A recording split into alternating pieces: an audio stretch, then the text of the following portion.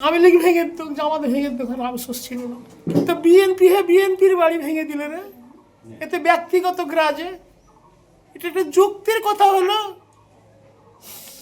আমি ৭৭ সাল থেকে দল করি, শাহজাহান সাহেবকে ফোনও দিলাম, কই এখন পর্যন্ত কিছু সারা শ্রদ্ধা পেলাম না। এখন ওরা মুহূর্তে কিছু বলার ইয়ে দেয় বাবা, আসল কথা আমি পারছি না নিজকে সামলে। কেন যে ঘটলো কথা হলো, ঘটার একটা যুক্তি থাকতো, কিছু থাকতো, বাইরে থাকতো, আমি বেরিয়ে নিতে পারতাম। আমাকে কিছুই ভালো লাগে না। আল্লাহ স্বয়ং যদি দেখাবের বিচার আমি পাবো দেখতে। কি বলবো বাবা, আর কি করবো? এটা একটা যুক্তি হলো।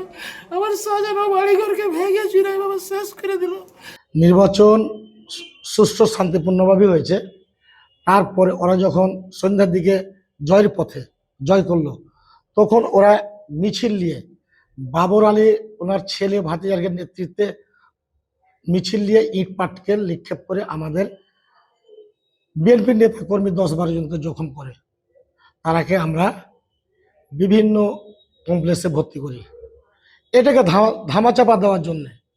আবার তার পরের দিন শুক্রবার 13 তারিখ সকালে সে আবার হামলা চালিয়ে অনর্থ একটা ঘটনা করে তার বাড়ি ঘরের আসবাবপত্র নিজেরাই পুড়িয়ে তারা বিএনপির উপর দোষ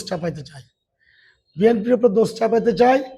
আমরা এটা সুষ্ঠু বিচার চাই এবং সুষ্ঠু তদন্ত চাই।